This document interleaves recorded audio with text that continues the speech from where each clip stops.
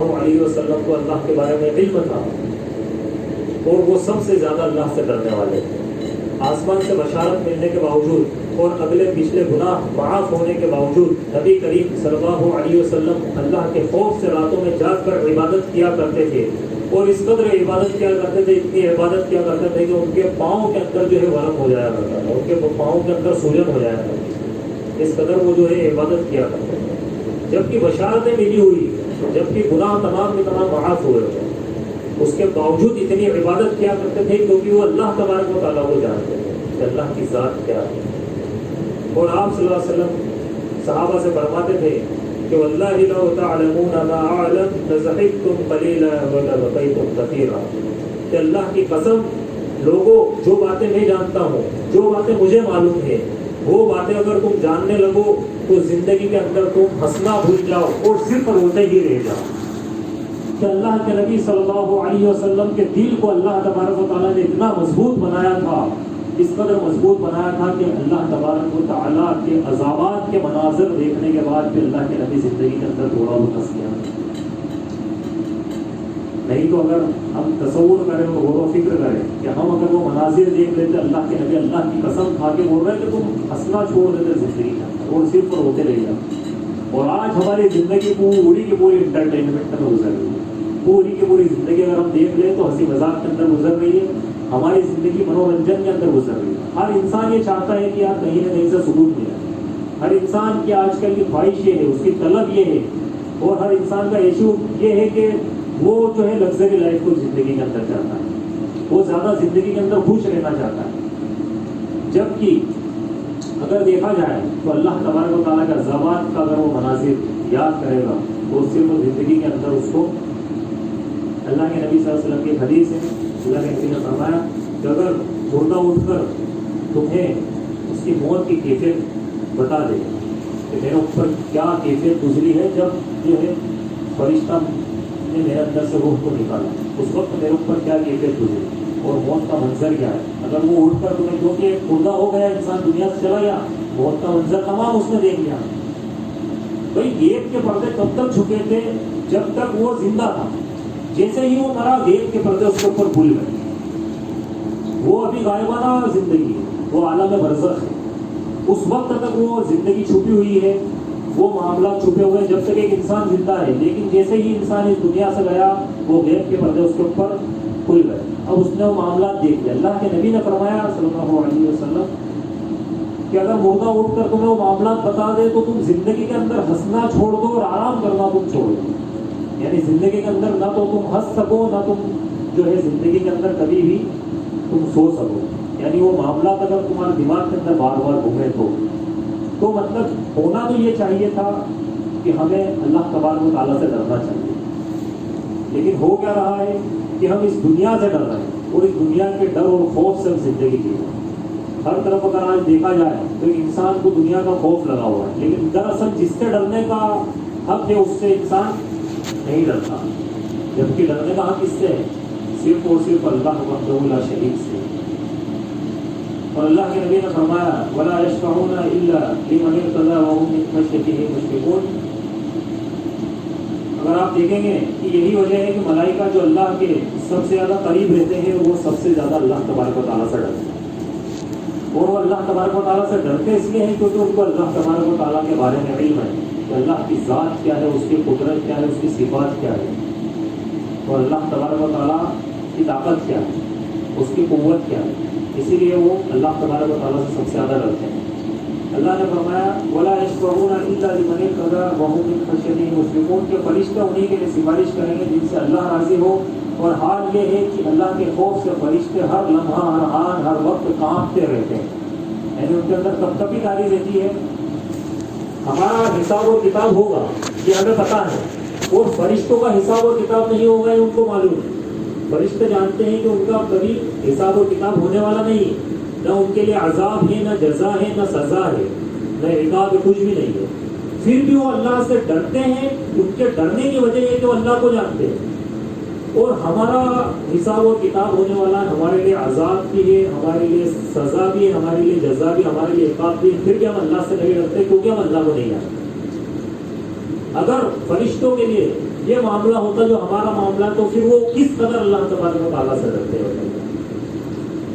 بخاری کی حدیث ہے سورہ سبا کی آیت حتی اذا فزع عن قلوبهم کی تفسیر میں علامہ ابن کثیر رحمۃ اللہ علیہ لکھتے ہیں، ذکر کرتے ہیں کہ جب آسمان میں اللہ تعالیٰ کلام فرماتا ہے، جب آسمان میں اللہ تبارک و تعالیٰ کوئی حکم دیتا ہے تو فرشتوں کی جماعت یعنی تمام فرشتے جو ہیں وہ غشی کھا کر سجدے میں گر جاتے ہیں اور تمام آسمانوں کے اندر کب کبھی تاری ہو جاتی ہے.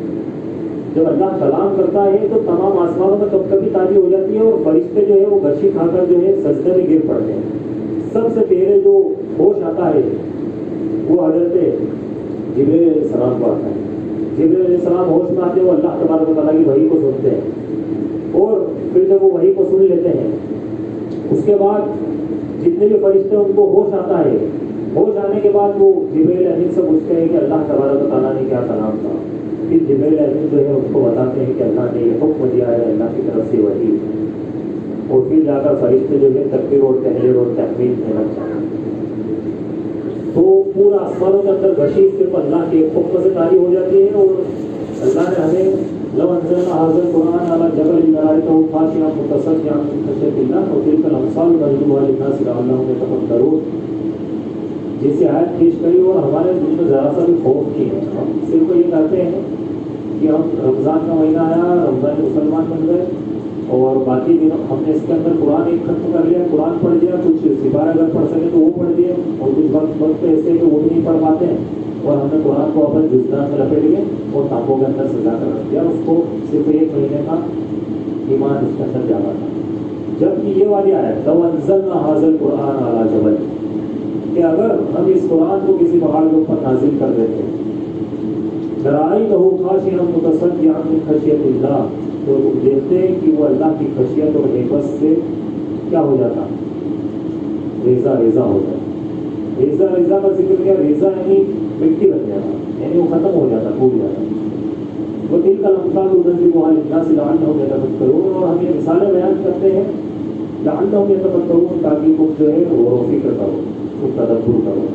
اور یہ بھی کر لو تدبر کہ ہم قرآن کی اہمیت کو اگر ابھی جان لیں گے تو ہم نے جان لیا، پھر جب ہمارے اوپر سے بھیج کے پردے ہٹیں گے پھر ہم نے جانا تو ہم نے کچھ نہیں جانا. جب تک انسان کو اس کی اہمیت کا اندازہ ہو ہی جائے گا.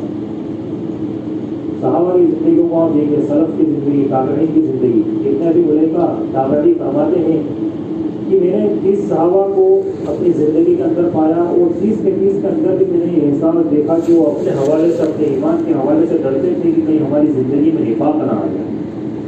یعنی صحابہ اکرام کس چیز سے ڈرتے تھے؟ حضرت عمر ان کے تعلق سے آتا ہے کہ اللہ کے نبی نے فرمایا لو کان بعدی نبی کی بعدی لکان عمر کہ اگر میرے بعد کوئی نبی ہوتے تو کون ہوتے؟ وہ عمر ہوتے. عمر رضی اللہ تعالیٰ عنہ حذیفہ بن یمان جو ہے ان کو جانتا کہ کون ہے؟ یہ رازدار رسول ہے، یہ اللہ کے نبی صلی اللہ علیہ وسلم کے رازدار ہیں. اللہ کے نبی نے کئی راز کی باتیں بتائی تھی. اللہ کے نبی نے یہ بھی بتایا تھا کہ یہ جو ہمارے ساتھ جتنے ساتھی ان کے اندر منافق کون کون ہے، ہمارے اندر جتنے لوگ موجود ہیں ان میں منافقین کون کون ہیں.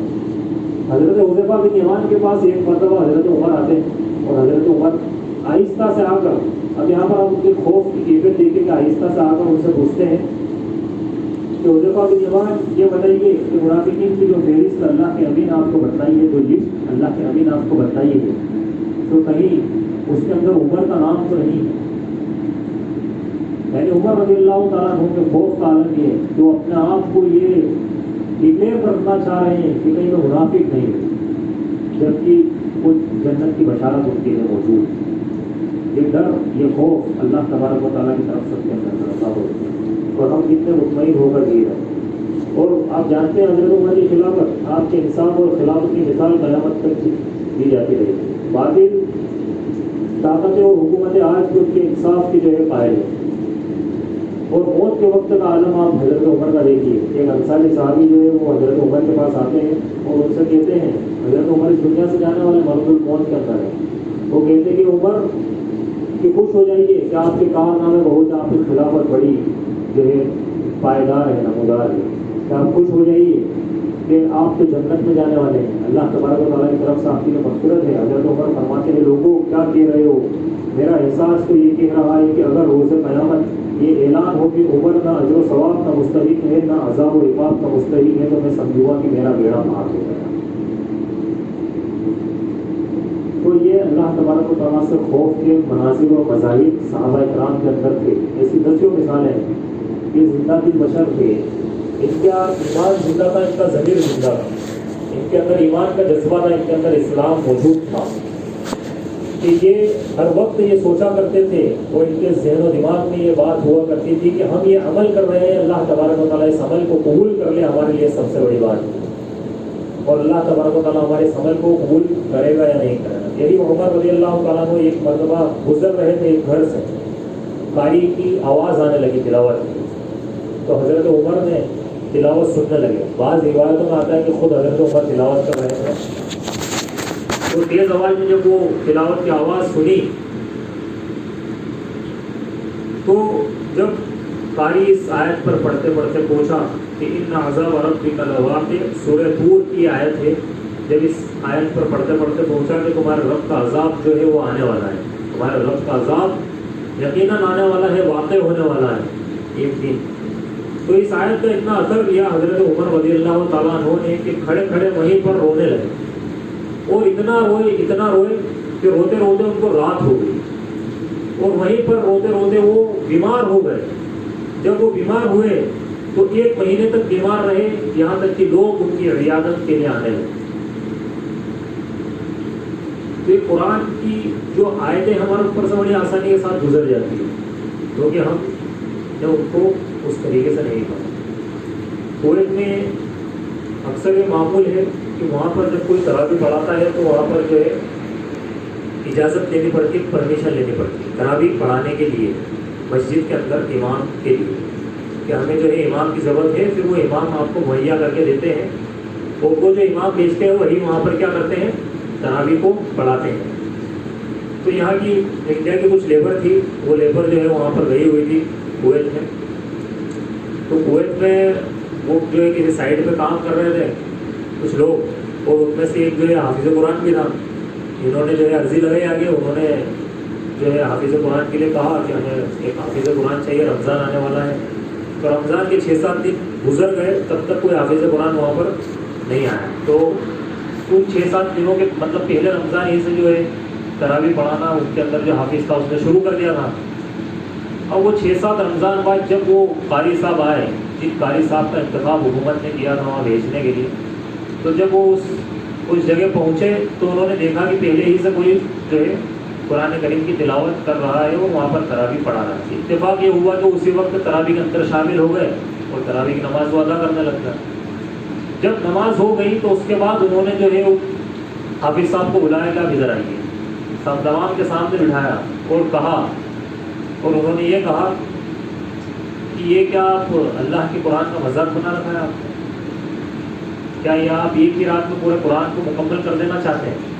کہ آپ قرآن کو کس طریقے سے پڑھ رہے ہیں، یا آپ قرآن کے ساتھ کیا کر رہے ہیں؟ اس کو آپ ایک ہی رات کے اندر مکمل کر دینا چاہتے ہیں؟ اس سے آپ نے کیا سمجھا؟ اب جب یہ عربی میں بات کر رہے تھے اس شخص کو عربی تو آتی نہیں تھی، تو انہوں نے کہا کہ جب تمہیں عربی آتی نہیں تو پھر تم قرآن کو سمجھ کیسے رہے؟ یعنی خالی تم نے رٹا مار لیا اور اس کو پڑھتے جا رہے ہو، تو اس کی کیفیت کس طریقے سے طاری ہوگی؟ اب جب وہاں پر لوگ سن رہے تھے تو اس کے اندر سے ایک جو ہے عربی جانتا تھا، اس نے اس کو ترجمہ کر کے بتایا کہ یہ اس طریقے سے بول رہے ہیں کہ آپ ایک ہی رات کے اندر جو ہے قرآن کو مکمل کرنا چاہتے ہیں۔ تب جا کر جو ہے اس نے اعتراف کیا، اور پھر پتہ چلا کہ ان کو ایک قرآن کی ایک آیت کا بھی ترجمہ پتہ نہیں، صرف پورا کہ پورا قرآن حفظ ہے، رٹا مار رکھا ہے، پورا قرآن یاد ہے، اور قرآن کا حق نہ تو پڑھنے میں ادا ہو رہا ہے نہ اس کا ایک بھی آیت کا معنی پتہ چل رہا ہے۔ اب ذرا بتائیے کہ یہ حفاظ کرام کا حال ہے۔ تو آج ہم دیکھیں کہ ہم جو ہے جب قرآن مجید کی ہم تلاوت کرتے ہیں تو کیفیت ہمارے اندر پیدا نہیں ہو پاتی، اور یہاں پر حضرت عمر کا حال یہ ہے کہ انہوں نے جب اس آیت کو سنا تو اس قدر رونے لگے تو 1 مہینے کے لیے بیمار پڑ گئے، اور ان کی عیادت کے لیے لوگ آنے جانے لگے۔ ابوبکر صدیق ایک مرتبہ جو ہے انہوں نے ایک پرندے کو دیکھا، اور وہ دیکھتے ہوئے کہتے ہیں کہ کتنا خوش نصیب ہے کیونکہ تو مر جائے گا، نہ تو تیرا حساب ہوگا اور نہ کتاب ہوگا، نہ عذاب ہوگا، نہ عقاب ہوگا، نہ جزا ہے نہ سزا ہے۔ یعنی پرندے کو دیکھتے ہوئے یہ کہتے ہیں وہ اس قدر جو ہے اللہ تبارک و تعالیٰ کے سامنے کھڑے ہونے سے ڈرتے ہیں۔ عبداللہ بن مسعود رضی اللہ تعالیٰ عنہ کہتے ہیں کہ یہ درخت کو، حضرت عبداللہ بن مسعود نے درخت کو دیکھا اور دیکھ کر کہا کہ کاش میں بھی کوئی درخت ہوتا، دنیا مجھے کاٹ کے پھینک دیتی کہ نہ میرا حساب ہوتا نہ کتاب ہوتا۔ تو یہ صحابہ کرام وہ صحابہ کرام ہیں کہ جو کئی جنگوں کے اندر شامل ہوئے، جنہوں نے دعوت و تبلیغ ایک بڑے لیول پر کری، اور الحمدللہ رضی اللہ عنہ و رضوا عنہ کا سرٹیفکیٹ ان کو اللہ تبارک و تعالیٰ نے شہید پر دیا۔ اور اس کے باوجود ان کا عالم یہ تھا، اس قدر ان کا عالم تھا کہ اللہ تبارک و تعالیٰ کے سامنے حساب اور کتاب دینے سے ڈرا کرتے تھے۔ اور آج کا ہمارا معمول یہ ہے کہ ہمارے اندر اگر دیکھا جائے تو وہ چیز موجود نہیں ہے کہ ہم اللہ تبارک و تعالیٰ کے سامنے حساب اور کتاب دینے سے ہم ڈرتے ہوں۔ اگر ہم اللہ تبارک و تعالیٰ کے سامنے حساب اور کتاب دینے سے ڈرتے تو ہم قرآن کو محجور نہیں بنا۔ اگر ہم اللہ کے سامنے حساب اور کتاب دینے سے ڈرتے تو ہم اس کے دین کے ساتھ خیانت نہیں کرتے۔ اگر ہم ڈرتے تو ہم قرآن مجید کی تلاوت کرتے۔ اب اگر ہم ڈرتے تو ہم قرآن مجید کو سمجھ کر پڑھتے۔ اگر ہم ڈرتے تو ہم صدقہ و خیرات کو جو اس کا حق ہے اس حساب سے کرتے ہیں۔ اگر ہم ڈرتے تو ہم دین کی دعوت و تبلیغ کا حق ادا کرتے ہیں۔ اگر ہم ڈرتے تو ہم دین کے علم کو سیکھتے ہیں اور ہم اس کو سکھاتے ہیں۔ اگر ہم ڈرتے تو ہم رشتہ داری کے حقوق ادا کرتے، اگر ہم ڈرتے تو ہم حقوق العباد ادا کرتے، اگر ہم ڈرتے تو اللہ کے نبی صلی اللہ علیہ وسلم کی سیرت پر عمل کرتے، اگر ہم ڈرتے تو صحابہ کرام جو کہ ہمارے لیے نمونہ ہے، قیامت تک کے لیے نمونہ ہے، ان کی زندگیوں پر عمل کرتے ہیں۔ لیکن ہوا کیا، اللہ تبارک و تعالیٰ سے ہم نے ڈرنا چھوڑ دیا۔ اس وجہ سے ہمارے اندر اللہ تبارک و تعالیٰ کے حساب اور کتاب کا ڈر ختم ہو گیا، اور اس کی وجہ سے ہم بے خوف اور بے فکر ہو کر رہ گئے، اور پھر اس کے بعد ہم اپنی زندگیوں کو اس طریقے سے گزار رہے ہیں جس طریقے سے اللہ تبارک و تعالیٰ نے قرآن مجید کے اندر فرمایا کہ اس طریقے سے کھاتے ہیں، اس طریقے سے زندگی گزارتے ہیں، جس طریقے سے جانور کھاتے ہیں اور جانور زندگی گزارتے ہیں۔ ان کی زندگی کا کوئی مقصد نہیں ہے، کوئی ایم نہیں ہے۔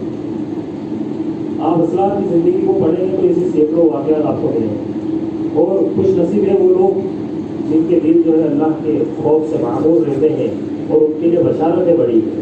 یہاں پر ایک واقعے سے آپ اندازہ لگائیے کہ ہم نے کئی مرتبہ یہ واقعہ سنا ہے۔ ایک شخص جو ہے اپنے بیٹوں کو وصیت کرتا ہے کہ جب میں مر جاؤں تو مجھے جلا دینا اور مجھے اڑا دینا، مجھے بہا دینا، تاکہ کل قیامت کے دن نہ تو میں اٹھایا جاؤں، نہ میرا حساب ہو، نہ میرا کتاب ہو، میرا کچھ بھی نہیں ہو۔ تو جب وہ مرا تو اس کے بیٹوں نے ایسے ہی کہا کہ اس کو کیا کر دیا، اس کو جلا دیا اور اس کو جو ہے اس کو جنگل کے اندر اڑا دیا۔ اب جب یہاں پر اس حدیث کے اندر آتا ہے کہ کل اللہ تبارک و تعالیٰ اس کو قیامت کے دن اللہ تبارک و تعالیٰ اٹھائے گا اور اس سے پوچھے گا کہ بتا مجھے اپنے بیٹوں کو یہ وصیت کیوں کی کہ مجھے جلا دینا اور مجھے اڑا دینا، تو وہ شخص کہے گا، وہ بچہ کہے گا کہ مفاد یا ربی، کہ اللہ تیرے خوف سے میں نے اپنے بچوں کو یہ وصیت کی کہ تاکہ وہ میرا حساب اور کتاب نہ لے، نہ تو میں اٹھایا جاؤں نہ تو میرا حساب اور کتاب لے، میں نے تیرے ڈر سے، تیری جہنم کے ڈر سے میں نے اپنے بچوں کو یہ وصیت کی۔ اللہ تبارک و تعالیٰ کہے گا کہ اگر تو نے اس وجہ سے اس کو یہ وصیت کی تو جا، میں نے تجھے بخش دیا، میں نے تیری مغفرت کر دی، میں نے تجھے معاف کر دیا۔ تو یہاں پر بخشش اللہ تبارک و تعالیٰ کی طرف سے بشارت ہے کس کے لیے، جو اللہ کے سامنے کھڑا ہونے سے ڈر گیا۔ لمن خاف مقام ربہ جنتان، کہ جو اللہ کے سامنے کھڑا ہونے سے ڈر گیا اس کے لیے دو جنتیں ہیں۔ فبأي آلاء ربكما تكذبان، تو تم اپنے پروردگار کی کون کون سے نعمتوں کو جھٹلاؤ گے۔ یعنی اللہ سے ڈرنا یہ ایک نعمت ہے، اور ایک اتنی بڑی نعمت ہے کہ ہم اس کا اندازہ نہیں لگا سکتے۔ کہ اگر ہم اندھیرے میں ہیں، آپ دیکھیے کہ آج امت کے نوجوانوں کا آپ دیکھ لیجیے کہ کس قدر جو ہے گناہوں کے اندر ملوث ہے۔ ایک بڑا طبقہ جو ہے کس قدر بے حیا روی کے شکار ہے، اور یہ حقیقت بات ہے، یہ حقیقت ہے، یہ آیا ہے، یہ چھپی ہوئی بات نہیں۔ لیکن آپ اگر ان کی تنہائیوں کو دیکھیں گے تو اللہ کے ڈر سے خالی ہے، ویران ہے۔ حضرات گرامی، اللہ کے نبی نے اللہ کا خوف رکھنے والوں کو ایک بشارت یہ بھی سنائی کہ کل قیامت کے روز اللہ کے عرش کے سائے کو جن لوگوں کو سایہ ملے گا ان میں سے ایک ہوگا وہ ذکر اللہ آئینہ ہو کہ وہ شخص جو تنہائی میں اللہ کو یاد کرتا ہے اور اس کے آنسو ہوگا، جو تنہائی میں اللہ کی عبادت کرتا ہے اس کے آنسو نکل جاتے ہیں، جو اللہ کا قرآن پڑھتا ہے، پڑھتے پڑھتے آیتوں پر سے گزرتا ہے، عذاب اور عقاب کی آیتوں پر سے گزرتا ہے، اس کے آنسو نکل جاتے ہیں، وہ اللہ سے دعا کرتا ہے، مناجات کرتا ہے، گفتگو کرتا ہے، اس کے آنسو نکل جاتے ہیں، وہ اللہ سے ڈرتا ہے، کل قیامت کے دن سے ڈرتا ہے، قیامت کے منظر سے ڈرتا ہے، موت کی سختی سے ڈرتا ہے، قبر کے عذاب سے ڈرتا ہے، اس کے آنسو نکل جاتے ہیں، اس کو کل اللہ تبارک و تعالیٰ اپنے عرش کے سائے میں جگہ دے گا جس دن کوئی سایہ نہیں ہوگا، اس دن اللہ کے عرش کے سائے کے علاوہ کوئی سایہ نہیں ہوگا، تو اس دن اللہ تبارک و تعالیٰ اس کو اپنے عرش کے سائے کے اندر جگہ دے گا۔ اور اللہ نے کہا کہ میں عز و جلال کی قسم میں اپنے بندے کے لیے دو خوف ایک ساتھ جمع نہیں کروں اور دو قسم کے امن بھی ایک ساتھ جمع نہیں کروں۔ اس چیز کو بھی آپ یاد رکھ لیجیے، بڑے بے خوف ہو کر ہم بڑے امن اور سکون سے زندگی کے اندر جی رہے ہیں، اور جو ہماری زندگی کا مقصد ہے وہ ہم سب کو پتہ ہے کہ ہمارا مقصد کیا ہے۔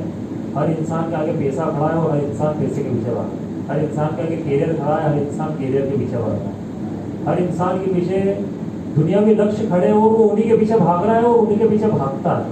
یہ حقیقت ہے دنیا کی کہ الہاکم التکاثر حتی زرتم المقابر، الہاکم التکاثر کہ مال کی کثرت نے تمہیں کیا کر دیا، الہاکم التکاثر مال کی کثرت نے تمہیں غافل کر دیا، اس کے لالچ نے تمہیں جو ہے اللہ کے ذکر سے غافل کر دیا۔ جب اللہ کے دین کی بات چلتی ہے تو شیطان آتا ہے وسوسے ڈالتا ہے، جب اللہ کے خوف کی بات چلتی ہے شیطان آتا ہے وسوسے ڈالتا ہے، جب قرآن کی بات چلتی ہے شیطان آتا ہے وسوسے ڈالتا ہے۔ لیکن وہی اگر آپ کوئی مووی دیکھیں گے یا پھر کوئی دنیا کے رنگینیوں کے اندر الجھیں گے تو وہاں پر آپ کو ایک ذرے کے برابر بھی اگر دیکھا جائے انسانی فطرت کے لحاظ سے تو وہاں پر آپ کو کوئی بھی بے سکونی محسوس نہیں ہوگی، بلکہ بہت اچھا لگتا ہے۔ کیوں؟ کیونکہ شیطان نے اس کو آپ کے لیے مزین کر دیا، شیطان نے اس کو آپ کے لیے سوار کیا۔ تو یہاں پر دو قسم کے، یہ حدیث قدسی ہے، اللہ تبارک و تعالیٰ نے فرمایا کہ میں دو قسم کے خوف جو ہے اپنے بندے کے لیے جمع نہیں کروں گا اور دو قسم کے امن بھی اپنے بندے کے لیے جمع نہیں کروں گا۔ اذا امننی فی الدنیا اخفتہ یوم القیامہ کہ جو بندہ دنیا میں مجھ سے بے خوف ہو کر جیے گا کل قیامت کے دن اس کو مجھے میرے خوف کا سامنا کرنا پڑے گا۔ جو یہاں پر بے خوف ہو کر جیے گا اس کو کل قیامت کے دن میرے خوف کا سامنا کرنا پڑے گا۔ وَإِذَا خَافَتِ فِي الدُّنْيَا أَمَّنْتُهُ يَوْمَ الْقِيَامَةِ اور جو بندہ دنیا میں مجھ سے ڈر کر زندگی گزارے گا، یعنی یہاں پر میرے خوف کے ساتھ زندگی گزارے گا، اس کو آخرت میں امن چین سکون عطا کروں گا، یعنی وہاں پر اس کو اللہ کے خوف کا سامنا نہیں کرنا پڑے گا۔ اس شخص کو جو دنیا کے اندر اللہ کے خوف سے زندگی کو گزارتا ہے، اور اللہ کا خوف یہ ایک بہت بڑی نعمت ہے جو اللہ تبارک و تعالیٰ نے عطا کی۔ ایک آخری حدیث جو میں بیان کروں گا ترمذی کی روایت ہے، اللہ کے نبی صلی اللہ علیہ وسلم نے فرمایا کہ جو اللہ کے خوف سے دنیا کے اندر روتا ہے، جس کے آنسو نکل جاتے ہیں، چاہے وہ تنہائی میں نکلے اور چاہے وہ کسی بھی جگہ نکلے، اگر ایک مطلق طور پر یہاں پر اللہ کے نبی نے فرمایا، ترمذی کی روایت ہے کہ جس کے اللہ کے خوف سے دنیا کے اندر آنسو نکل جاتے ہیں تو اس کے لیے جہنم میں جانا اس قدر ناممکن ہے، یعنی جہنم میں جانا اس وقت تک اس کے لیے ممکن نہیں ہے کہ جب تک کہ جانور کے تھن میں سے نکلا ہوا دودھ واپس اس تھن کے اندر لوٹا دیا جائے، اس وقت تک اس کے لیے اس کے اندر جانا ممکن نہیں۔ اور دو آنکھیں ایسی ہے، اللہ کے نبی نے فرمایا، یہ بھی ترمذی کی روایت ہے کہ دو آنکھیں ایسی ہے کہ جو ان کے اوپر جہنم اللہ تبارک و تعالیٰ نے حرام کر کیا کرتی ہے، جس کے اوپر اللہ تبارک و تعالیٰ نے جہنم کو حرام کر دیا ہے، کہ جو اللہ کے خوف سے دنیا کے اندر روتی ہے، جو اللہ کے خوف سے دنیا کے اندر روتی ہے، اللہ تبارک و تعالیٰ نے اس کے اوپر جہنم کو حرام کر دیا ہے کہ جہنم ان آنکھوں کو جلا نہیں سکتی۔ تو یہ جو اللہ کا خوف ہے یہ کوئی معمولی چیز نہیں ہے۔ ہم حقیقت میں اگر ہم دیکھیں تو جتنے بھی گناہوں کی جو جڑ ہے نا، ہم جو جتنے بھی گناہ کرتے ہیں وہ سب گناہ جو کرتے ہیں وہ بے خوف ہونے کی وجہ سے کرتے ہیں۔ چاہے ہم کسی کی غیبت کریں، غیبت کا بول والا ہے ہر انسان، ہر وقت ہر دن غیبت میں لگا رہتا ہے ہی نہیں لگا.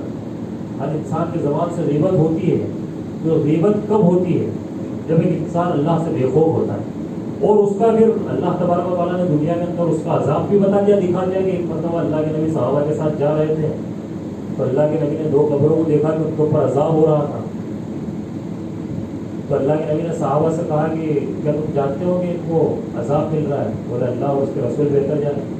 اللہ کے نبی نے فرمایا کہ ان کو عذاب مل رہا ہے. ان میں سے ایک جو ہے وہ پیشاب کے قطروں سے نہیں بچتا تھا، اور دوسرا جو ہے وہ دنیا کے اندر چغلی کیا کرتا تھا، غیبت کیا کرتا.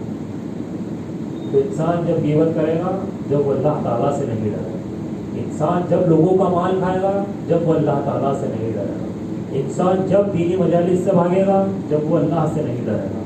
انسان اس وقت جو ہے اپنی زبان کو جو ہے بے حیائی اور برائی اور لغو و رفث کے اندر الجھائے گا جب وہ اللہ تعالیٰ سے نہیں ڈرے گا. انسان اس وقت نمازوں کو چھوڑے گا جب وہ اللہ تعالیٰ سے نہیں ڈرے گا.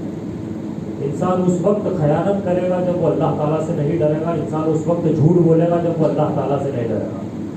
اور آج اگر ہم اپنی زندگیوں کا تصور کریں اور جائزہ لیں تو ہمیں معلوم چلے گا کہ ہماری زندگیوں کے اندر اللہ کا خوف نہیں ہے، اور اس خوف کے نہ ہونے کی وجہ سے ہمارے اندر ایمان کی کیفیت موجود نہیں ہے. ہم مسلمان اس طریقے سے نہیں ہے جس طریقے سے صحابہ کرام تھے کہ ان کا عالم یہ تھا کہ ان کے اوپر غشی طاری ہو جایا کرتی تھی، قرآن مجید کی تلاوت کی جاتی تھی، ان کے دل ڈر جایا کرتے تھے.